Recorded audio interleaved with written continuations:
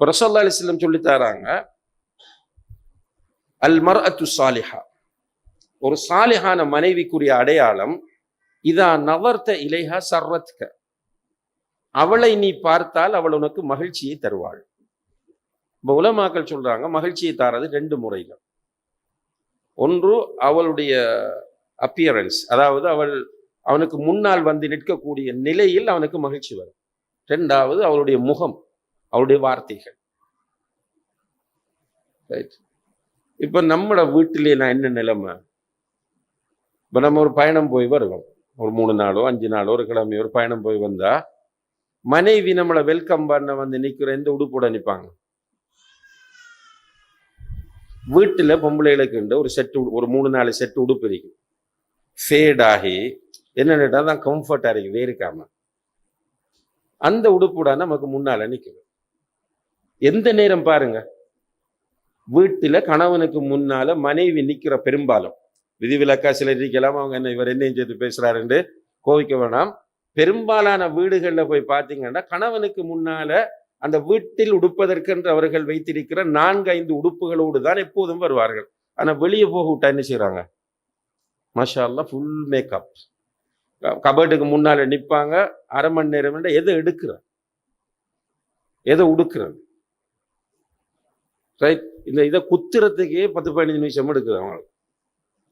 அந்த என்னது ஷோலை போட்டு அதுக்கு அந்த ஆணி அதில் அடிச்சு அந்த பின்னெல்லாம் அடிச்சு எடுக்கிறதுக்கு கிட்டத்தட்ட அரை மணி நேரம் 20 நிமிஷம் கண்ணாடியிலே நிற்கிறாங்க. கணவனுக்கு முன்னால நிற்கக்குள்ள அலங்கூலமா நிற்கிறாங்க. இவனும் மனிதன், இவனுக்கு ஒரு டேஸ்ட் இருக்கு, இவனுக்கு ஒரு எதிர்பார்ப்பு இருக்கு, அவனும் ரசிப்பான். இதெல்லாம் என்ன நடக்குதுன்னா வீட்டுக்குள்ள ரசிக்க இயலாது, ரோட்ல வந்தா ரசிக்கலாம். அப்ப ரோட்ல வர ஆக்கள் எல்லாரும் ரசிக்க ஆரம்பிக்கும். அவள் அழகா தெரிகிறாள், இவள் அழகு இல்லை. ஏன்னா எல்லாம் ஒன்றுதான். ரசூலுல்லாஹி அலைஹி வஸல்லம் என்ன சொல்றாங்கண்டா, அவள்கிட்ட உள்ளதான் இவள்கிட்ட இருக்கும்னு சொல்றாங்க, டிஃப்ரெண்ட் ஒன்றும் இல்லை. ஆனால் அந்த ரசனை, ரசூலுல்லாஹி அலைஹி வஸல்லம் அவர்கள் சொல்லுகிறார்கள், இதா நதர்த இலைஹா சர்ரத்க, உன்னுடைய மனைவியை நீ பார்க்கிற போது அவள் மகிழ்ச்சியை தர வேண்டும். அப்ப ட்ரெஸ்ஸிங்ல ஒரு புக்கில் நான் படித்தேன், ஒரு ஒரு அறிஞர் சொல்லுகிறார், ஒவ்வொரு மனைவியும் மௌத்தாகும் வரைக்கும், மரணிக்கும் வரைக்கும் கணவனுக்கு முன்னால் புது மணப்பெண்ணை போன்று எப்போதும் இருக்க வேண்டும். அப்படி இருந்தால் அந்த கணவன் சருகக்கூடிய சந்தர்ப்பங்கள் குறைவாகும். சுப்ஹானல்லாஹ். எவ்வளவு உடுப்பு இருக்கு, ஒவ்வொரு நாளைக்கு ஒவ்வொரு உடுப்பை மாத்தி மாத்தி உடுக்கலாம். சில கணவன்மாருக்கு சில உடுப்பு பிடிக்கும், நமக்கு தெரியும், அவர் சொல்லுவார் சாரியோட பார்த்தா நல்லா இருக்கும், அல்லது இப்படி இருந்தா உடுத்து காட்டு, உண்ட ஹஸ்பண்ட் காட்டாது என்ன இருக்கு, ஆனா ரெடி இல்லை. அதே போல முகத்தால சின்ன சின்ன விஷயத்துக்கெல்லாம் முகத்தை தொங்க வச்சுக்கி முகத்தை வச்சு அது இறுக்கி வச்சுட்டு உட்காருங்க. இவனுக்கு 2-3 தரம் இப்படி பார்ப்பான், 4வது தரம் வெறுக்க ஆரம்பிச்சிருவான். அதுக்கப்புறம் அந்த முகத்தை பார்க்க பிடிக்காதவன்.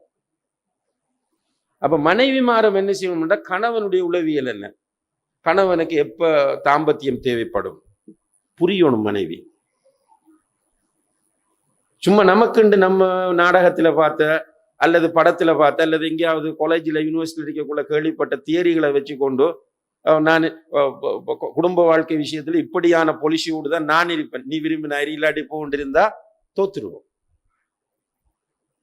அப்ப அன்புள்ள சகோதர சகோதரிகளே, குடும்ப வாழ்க்கை மகிழ்ச்சியாக அமைய வேண்டும் என்றால் ஒவ்வொருவரும், கணவன், மனைவி, பெற்றோர், பிள்ளைகள் பரஸ்பரம் ஒருவருக்கொருவர் கொடுக்க வேண்டிய வெளிப்படையான கடமைகளையும் உரிமைகளையும் கொடுக்க வேண்டும்.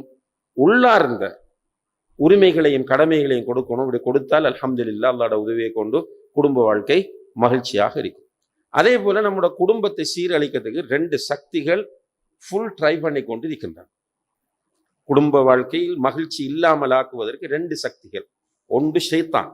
ரசூலுல்லாஹ் நேரடியாகவே சொல்றாங்க, இப்லீஸ் தன்னுடைய சிம்மாசனத்தை கடலில் கொண்டு போய் போட்டு உட்காருவான், அவனுடைய பட்டாளம் ஷைத்தான்கள் பூமியிலே குழப்பம் பண்ணி விட்டு வருவார்கள். வருகிறவர்களை ஒவ்வொருவராக அழைத்து அவன் இன்குவாரி பண்ணுவான், அவங்க ரிப்போர்ட் சப்மிட் பண்ணுவாங்க. பண்ணும்போது ஒரு ரிப்போர்ட்ல இருக்கும், நான் இவனை விபச்சாரம் செய்ய வைத்தேன், இன்னாரை நான் குடிக்க வைத்தேன், இன்னாரை அப்படி பண்ண வைத்தேன், அப்படி ரிப்போர்ட் எல்லாம் பார்த்து அடிக்கிட்டு இருப்பான். ஒருவன் ரிப்போர்ட்டை பார்த்து அவன் எழுதிப்பான், ஒற்றுமையாக இருந்த கணவனையும் மனைவியும் நான் பிரித்து விட்டு வருகிறேன் என்று அவன் சொல்லும் போது உடனே இப்லீஸ் அவனை அழைத்து பக்கத்தில் உட்கார வைக்கிறான். நீதான் என்னுடைய ஆள் என்று அவனை அப்ரிஷியேட் பண்ணுகிறான் என்று நபிகள் நாயகம் ஸல்லல்லாஹு அலைஹி வஸல்லம் அவர்கள் சொல்லி காட்டக்கூடிய செய்தி சஹீஹ் முஸ்லிமில் இருக்கிறது. அப்ப குடும்ப வாழ்க்கையில் நெருக்கடிகளை உண்டு பண்ணுவது என்பதில் ஷைத்தான் ஒரு டார்கெட்டோடு செயற்பட்டு கொண்டிருக்கிறான். நம்மட பிரச்சனை என்னென்றால், இந்த ஷைத்தானை வீட்டிலிருந்து விரட்டுவதற்குரிய செட்டப் நம்ம கிட்ட இல்லை. வீட்டில் ஆண்கள் சுண்ண தொழுவதில்லை, பெண்கள் ஒழுங்கா தொழுறதில்ல, வீட்டுக்குள்ள கோயில் நிகழ்ச்சிகள் நடக்குது. நம்மட வீட்டுக்குள்ள முஸ்லிம் வீடு கோயில் ஃபங்க்ஷன் வீட்டுக்குள்ள நடக்குதா இல்லையா?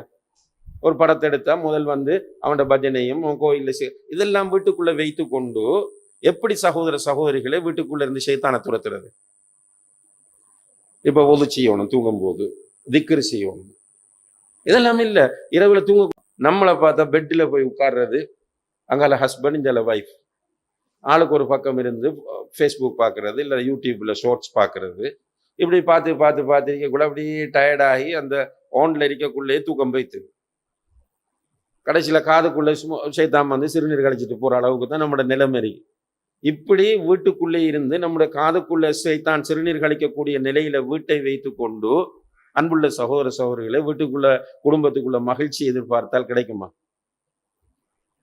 ரெண்டாவது சக்தி யாருன்னு கேட்டால், ஒரு அறிஞர் அல் மௌசு அல் முயஸ்ஸரா ஃபில் மதாஹிபில் முஹாசிரான்னு சொல்லி ஒரு புக் எழுதியிருக்கிறார்.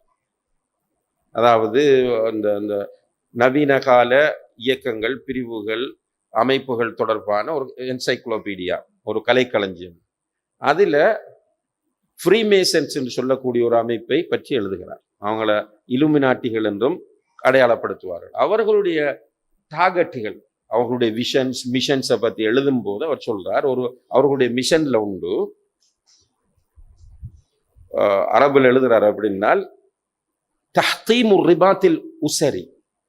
அவர்களுடைய ஒரு மிஷன் என்னென்றால் தஹ்தீமுர் ரிபாத்தில் உஸரி, குடும்ப கட்டுமானத்தை சீர்குலைப்பது, உடைத்தெறிவது. அப்ப அதுக்குரிய அஜெண்டாக்கள், வேற புரோகிராம்கள் எல்லாமே அவர்கள்ட்ட இருக்கு. ரைட், அவங்க அதை பண்ணிட்டு போறாங்க. இந்த ரெண்டு சக்திகளும் குடும்ப வாழ்க்கையை சீரழிக்கின்ற சக்திகளாக இன்று காணப்படுகிறது. அப்ப அதை நம்ம இனம் கண்டு அதை நம்மட வீட்டை வராம பாதுகாக்கும். ரைட், நமக்கு இருக்கக்கூடிய குர்ஆன் சுன்னா அடிப்படையில் நம்முடைய குடும்ப வாழ்க்கையை நாம் அமைக்க வேண்டும்.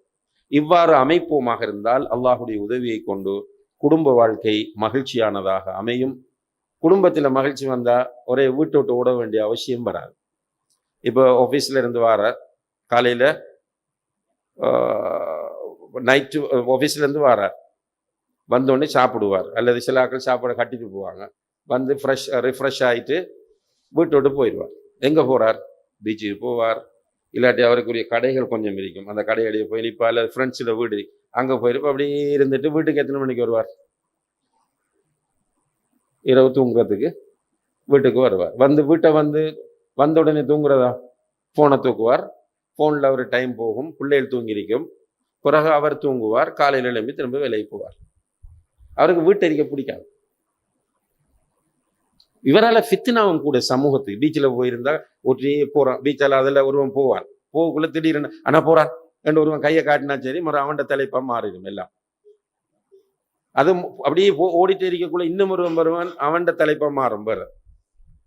இப்படி மற்றவனுடைய பலாய் பேசுறதும் இப்படி ஃபித்னாவாகவே காலம் போறதுக்கு காரணம் வீட்டை பிள்ளைகளுக்கு ஓதி கொடுக்கலாம், பிள்ளைகளுக்கு படிச்சு கொடுக்கலாம், பிள்ளைகளோட பேசும்போது அந்த பிள்ளைகளுடைய மனதில் மகிழ்ச்சி ஏற்படுத்தலாம், உளவியல் ரீதியாக அந்த குழந்தைகளை நல்ல முறையில் கட்டி செய்யலாம்.